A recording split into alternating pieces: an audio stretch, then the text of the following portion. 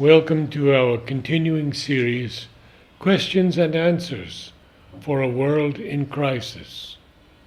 Today, Sadhana, Part 2, from Sri Aurobindo.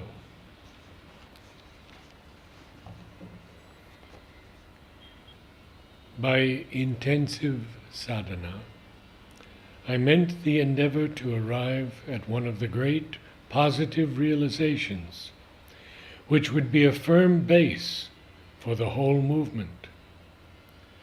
I observe that he speaks of sometimes getting a glimpse of some wide calm, a descent of this wide calm permanently into the consciousness is one of the realizations of which I was thinking. That he feels it at such times seems to indicate that he may have the capacity of receiving and retaining it. If that happened, or if the Prakriti Purusha realization came, the whole sadhana would proceed on a strong, permanent base, with a new and entirely yogic consciousness, instead of the purely mental endeavor, which is always difficult and slow.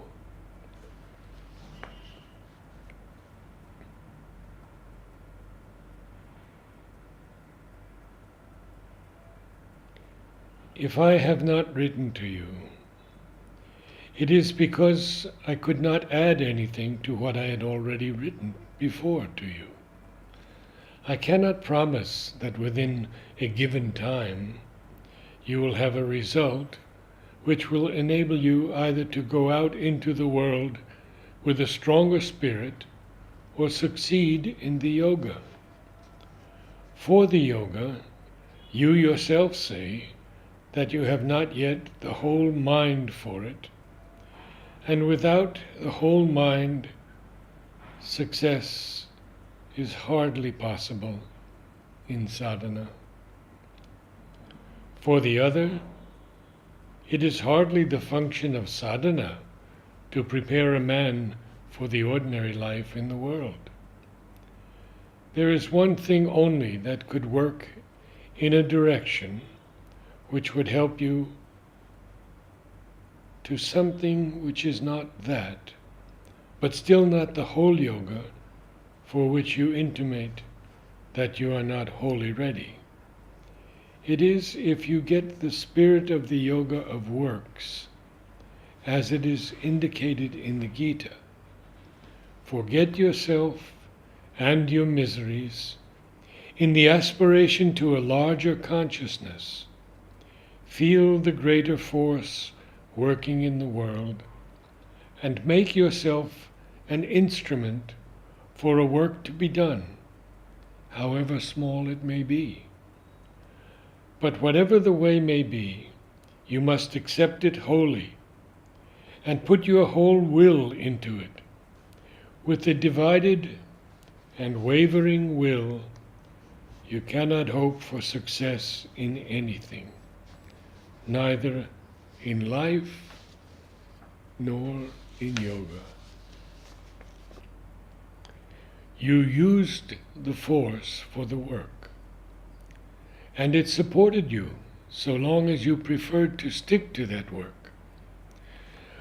What is of first importance is not the religious or non-religious character of the work done, but the inner attitude in which it is done.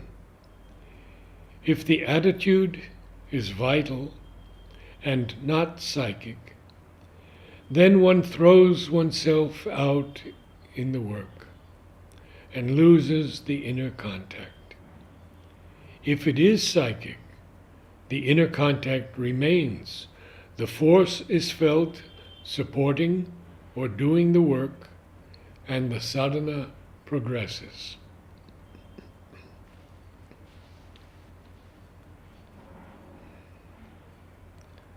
The spiritual effectivity of work, of course, depends on the inner attitude.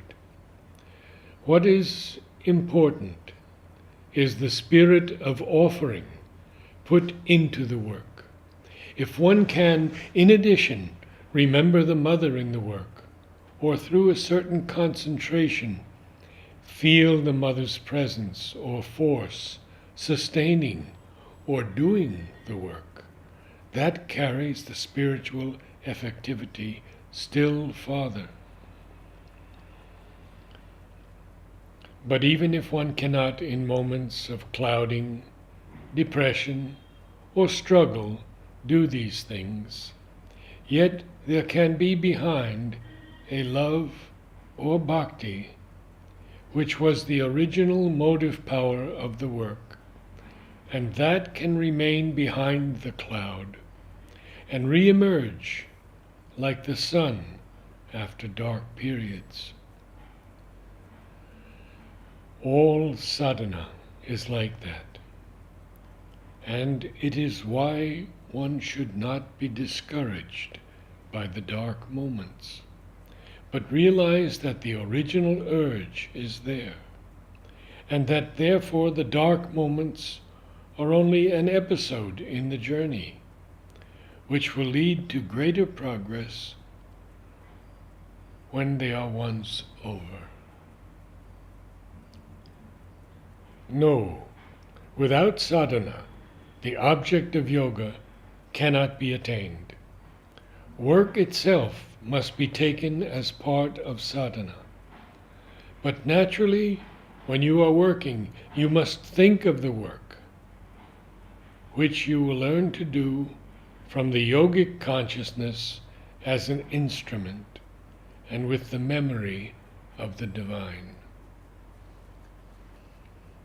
The unhappiness is not necessary or inevitable in the sadhana, but it comes because your inner nature feels the touch of the divine presence, indispensable to it, and uneasy when it does not feel it. To feel it always, a certain constant detachment within, allowing you to remain within and do everything from within, is necessary. This can more easily be done in quiet occupations and quiet contacts.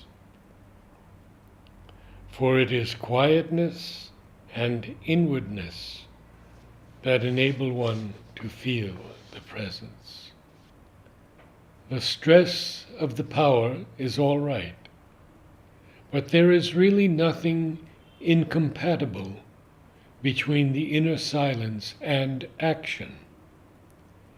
It is to this combination that the sadhana must move.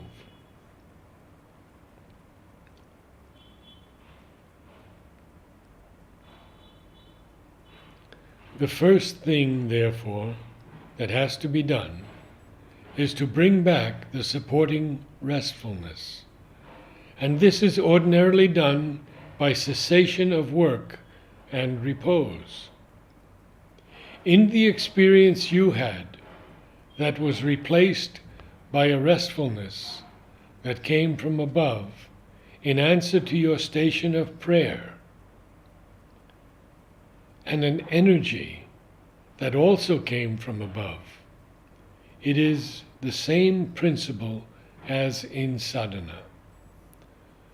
The reason why we want people to make the consciousness quiet, so that the higher peace may come in, and on the basis of that peace, a new force from above. During the course of the sadhana, one can learn to draw upon the universal life force and replenish the energies from it. But usually, the best way is to learn to open oneself to the Mother's force and become conscious of it, supporting and moving or pouring into the system and giving the energy needed for the work, whether it be mental, vital, or physical. It is better, whether with work or with sadhana, to go on quietly, allowing the force to act and doing your best to let it work rightly, but without this self-tormenting and constant restless questioning at every point. Whatever defects there are would go much sooner if you did not harp on them too much. For by dwelling on them so much, you lose confidence in yourself and in your power of openness to the force, which is there all the same, and put unnecessary difficulties in the way of its working. It will be better to do the work as a sadhana for getting rid of the defects, rather than accept the defects as a reason for not doing the work. Instead of accepting these reactions as if they were an unchangeable law of your nature, you should make up your mind that they must come no longer, calling down the aid of the Mother's force to purify the vital and eliminate them altogether. If you believe that the trouble in the body must come naturally, it will come.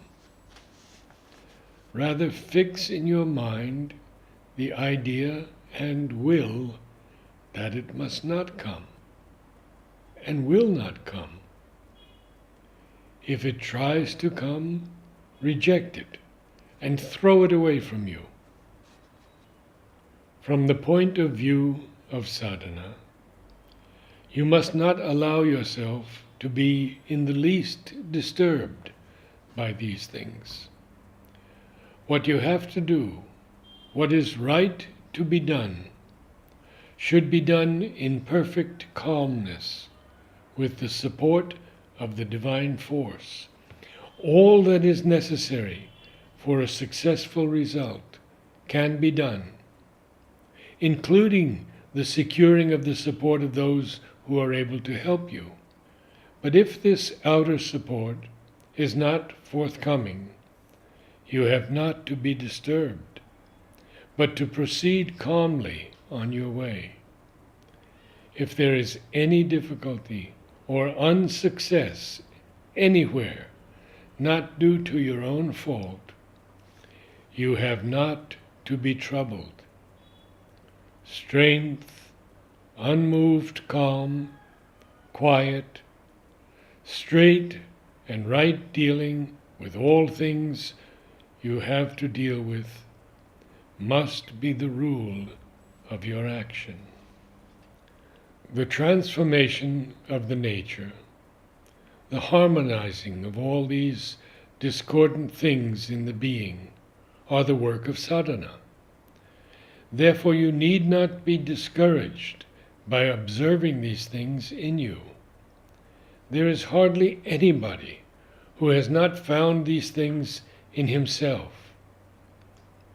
All this can be arranged by the action of the inner force, with the constant consent and call of the sadhak. By himself, he might not be able to do it, but with the divine force working within, all can be done. One can have no fixed hours of meditation and yet be doing sadhana. My intention was that by your remaining quiet, it would be possible for the Mother's force to work in you and establish a better starting point and a course of initial experiences. It was what was beginning to come.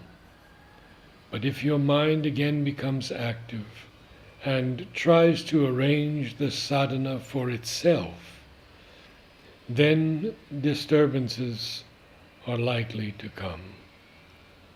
The divine guidance works best when the psychic is open and in front. Yours was beginning to open.